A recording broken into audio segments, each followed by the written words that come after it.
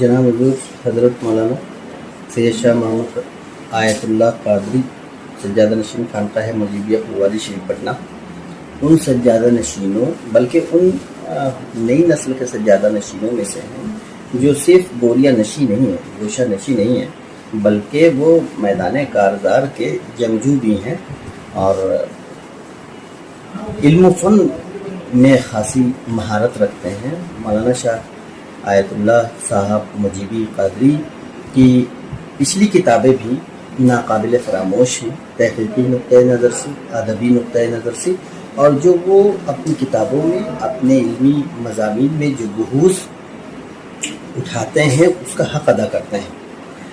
ये सबसे अहम बात ये है कि जो इल्ज़ाम है ना, जिसकी तरफ हम खानकाहियों पर अक्सर लोग तानाज़न होते हैं और कहते हैं कि निकल कर खानकाहों से अदा कर रसूल शब्बी कि तेरी खानकाही है फ़कत अंदोही दिलगिरी।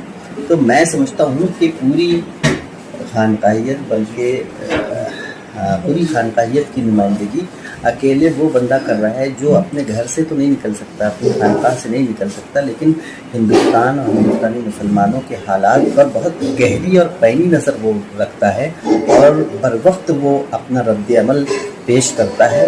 ये किताबचा भी उसी की मजबूत और पायदार एक दलील है कि मुतनाज़ा वक्त तरमीमी बिल 2024 और हमारी जिम्मेदारी पर उन्होंने अपना रिसाला और किताबचा शाये किया है। वक्त तक जब तक लोग जो है मसलहत पसंदी के शिकार हैं और ये सोच रहे हैं कि इस टॉपिक पर, इस मौजू पे कुछ कहना चाहिए या नहीं, उन्होंने अपना पूरा किताबचा शाये करवा दिया है। न सिर्फ ये कि वो काबिल मुबारकबाद हैं, बल्कि उनका तो ये भी हक़ है कि हम उनके इस किताबचे को ज़्यादा से ज़्यादा पब्लिक में आवाम तक पहुँचाएँ और फैलाएँ और बेदार करें आवाम को कि ये क्या है। और एक बड़ी खुशी की बात ये है कि मुझे लगता है कि इससे पहले इस तरह से कोई खर्च कर के किताबचा किसी ने आज तक नहीं लाया है इस मौजू के हवाले से।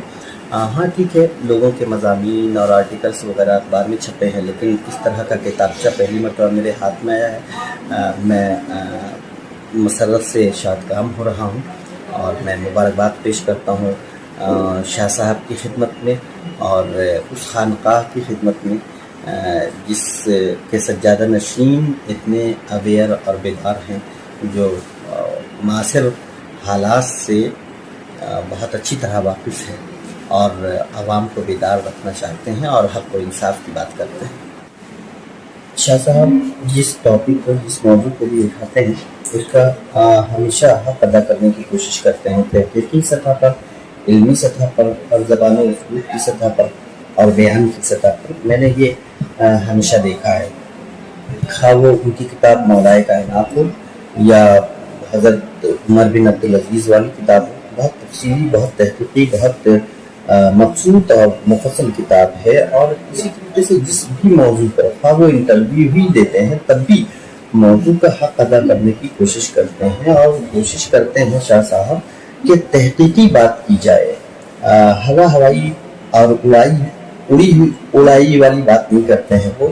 ये शाह साहब की सबसे अहम ख़ुसूसियत है इल्मी और फ़िक्री नुक्ते नज़र से देखा जाए तो। मैं देख रहा हूँ कि ये बज़ाहिर तो बहुत दुबला पतला सा एक रिसाला है, लेकिन इसमें बहुत ही अहम, एक तो ये कि इसका मौजू बहुत अहम है और असली हिस्सियत भी ये है ये मौजू। और इस मौजू पे तो हमारे मदारिस और दीगर तरह के उलमा को और अहम अहदेदारों को इस मौजू पे लिखना चाहिए ताकि हिंदुस्तानी आवाम इस मौजू से वाकिफ़ हो सके। लेकिन उनकी तरफ से शाह साहब ने ये फ़र्ज़ किफ़ाया अदा किया है और बहुत खूबसूरती के साथ ये किताबचा मरतब किया है और इसके जो मवाद हैं वो भी बहुत अहम है। मैं देख रहा हूँ कि आप देखिए, अंदाज़ा लगाए कि एक जो ज़ख्म नहीं जिस्म है सारा छलनी, ये इसका ज़ैली उन्वान है। और ज़ाहिर है कि इसमें जो मुसलमानों की सूरत हाल है मौजूदा हिंदुस्तान के मुसलमानों की, उस पर गुफ्तगू की गई है। सोने वालों अब तुम्हें बेदार होना चाहिए। ज़ाहिर है कि बेदारी के लिए आवाज़ उठा रहे हैं और बेदार रखना चाहते हैं अपने लोगों को, अपने आवाम को और मुसलमानों को भी।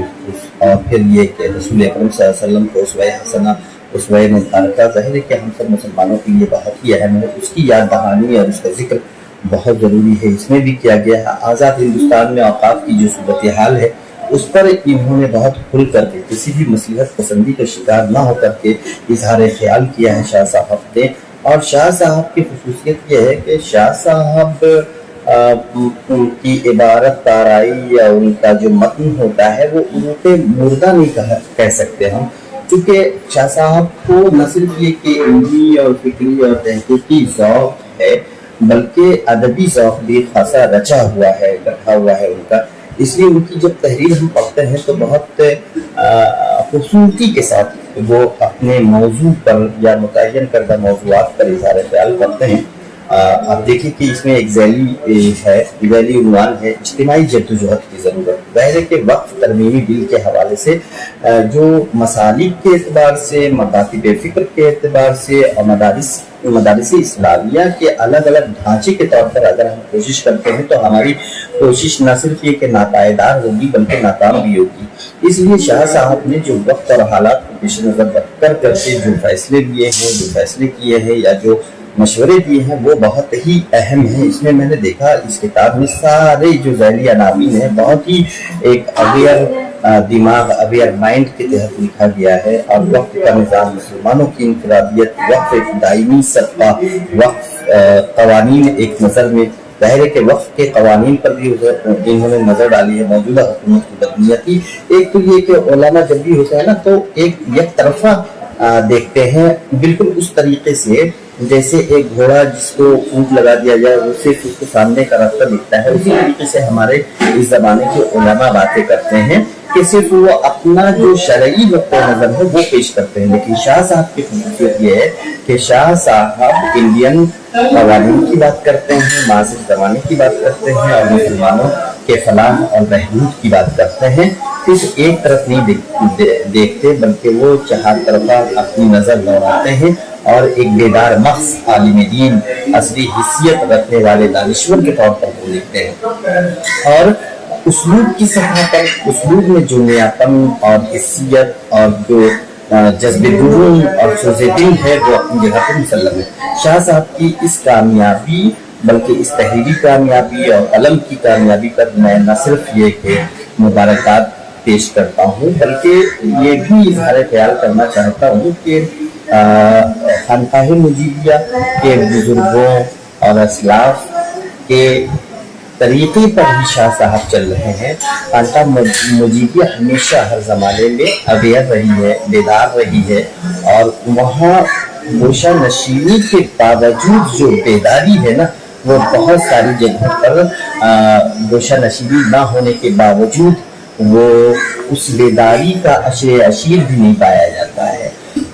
تو میں سمجھتا ہوں کہ آج کی تاریخ میں بھی چند اہم بیدار خانقاہوں میں ایک نام خانقاہ مجیبیہ اور بالخصوص اس کے موجودہ سجادہ نشین جناب حضور سید شاہ آیت اللہ قادری صاحب کا ہے۔ میں آپ سب کو مبارکباد پیش کرتا ہوں۔ بہت شکریہ۔